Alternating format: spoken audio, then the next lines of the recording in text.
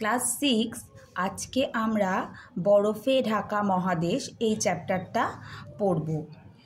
বরফে ঢাকা মহাদেশ বলতে আমরা কোন মহাদেশটা বুঝি? বরফে ঢাকা মহাদেশ বলতে আমরা বুঝি আন্টার্কটিকা মহাদেশ। এর আগের অধ্যায়ে তোমরা পড়েছিলে, এখানে দেখো বিভিন্ন মহাদেশগুলো সম্পর্কে। সেখানে তোমরা দেখেছো যে দক্ষিণ মেরুকে ঘিরে রয়েছে পঞ্চম বৃহত্তম মহাদেশ, যেটা আন্টার্কটিকা। এটা নিয়ে কিন্তু আজকে আমরা পড়ব। তাহলে এই মহাদেশটাকে বরফে ঢাকা কেন বলছে? না, আমরা দেখতেই পেলাম যে দক্ষিণ মেরুকে ঘিরে এই মহাদেশটা রয়েছে, অর্থাৎ সম্পূর্ণ মহাদেশটা বরফাবৃত হওয়ায় একে বলা হচ্ছে বরফে ঢাকা মহাদেশ। আন্টার্কটিকা শব্দটা একটা গ্রিক শব্দ, যার অর্থ হচ্ছে উত্তরের বিপরীত। উত্তরের বিপরীত মানে দক্ষিণ।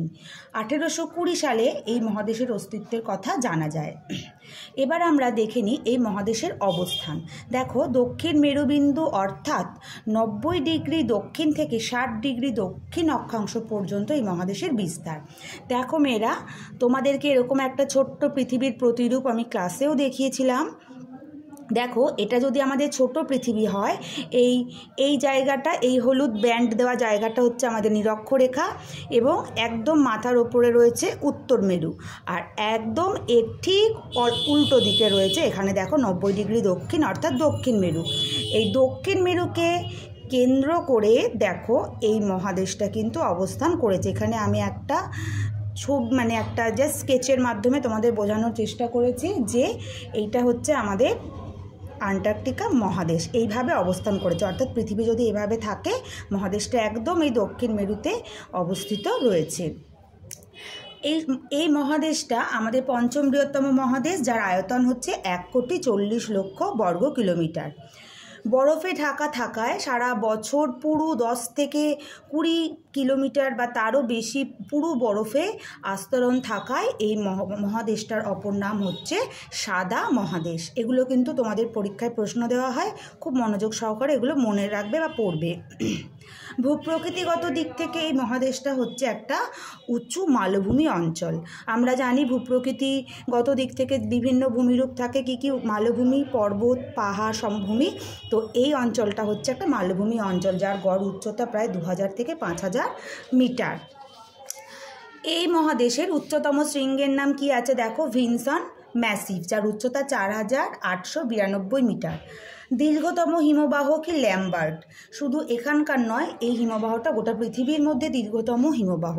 হিমবাহ কি? হিমবাহ হচ্ছে একটা বিশালাকার বরফের স্তূপ, যেটা মাধ্যাকর্ষণ শক্তির টানে উপর থেকে নিচে নেমে আসে।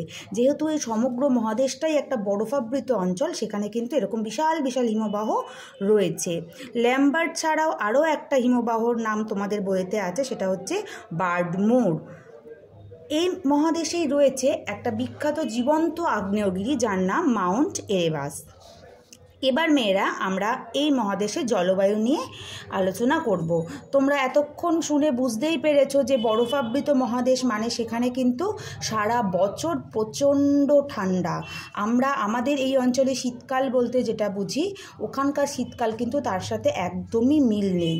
ওখানকার শীতকাল মানে সেখানে তাপমাত্রা থাকে কিন্তু মাইনাসের থেকে অনেক বেশি নিচে, অর্থাৎ প্রায় শীতকালীন তাপমাত্রা থেকে -40 থেকে -75 ডিগ্রি সেন্টিগ্রেড পর্যন্ত।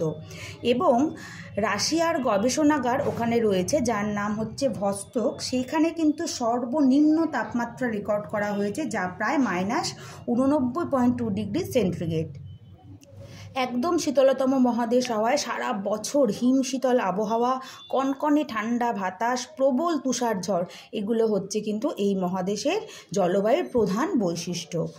আচ্ছা, এই মহাদেশে, যেহেতু এই মহাদেশ দক্ষিণ মেরুকে কেন্দ্র করে রয়েছে, সেহেতু এই মহাদেশটা কিন্তু বছরে 6 মাস সূর্যের আলো পায়, আর বছরে 6 মাস কিন্তু সূর্যের আলো পায় না। তো যে 6 মাস পুরো অন্ধকার থাকে, সেই 6 মাস কিন্তু আকাশে একটা আলোর জ্যোতি দেখা যায়, যেটাকে বলা হয় মেরু জ্যোতি। আর মেয়েরা, যেহেতু এটা আমাদের দক্ষিণ মেরুকে কেন্দ্র করে আছে, অর্থাৎ এটা আমাদের দক্ষিণ গোলার্ধে অবস্থিত, সেই জন্য শীতকাল গ্রীষ্মকালের যে বন্টন সেটা কিন্তু আমাদের দেশের তুলনায় উল্টো। অর্থাৎ আমরা আছি উত্তর গোলার্ধে, আমাদের এখানে গ্রীষ্মকাল মানে কোন সময়? এপ্রিল, মে, জুন, জুলাই। তাহলে এই এপ্রিল, মে, জুন, জুলাইটা কিন্তু দক্ষিণ মেরুতে শীতকাল, এবং আমাদের এখানে শীতকাল কোন সময়? জানুয়ারি, ফেব্রুয়ারি। এই সময়টা কিন্তু দক্ষিণ মেরুতে গ্রীষ্মকাল। দেখো গ্রীষ্মকালীন তাপমাত্রা থাকছে কিন্তু কত? ওই -40 থেকে একটু বেড়ে -20, ঠিক আছে। আর এই সময় কিন্তু আকাশে বেশিরভাগ সময় সূর্যকে দেখা যায়, এবং সেই সূর্য কিন্তু থাকে একদম বাঁকাভাবে দিগন্ত রেখায়। অর্থাৎ আমরা আমাদের এই অঞ্চলে সূর্যের যে অবস্থান দেখতে পাই, ওই আন্টার্কটিকা বা মেরু অঞ্চলে কিন্তু সূর্যের সেরকম অবস্থান দেখা যায় না। আজকে আমরা এই পর্যন্তই আলোচনা করলাম এই ভিডিওতে। পরের ভিডিওতে আমরা আন্টার্কটিকা জীবজগৎ সম্পর্কে পড়ব।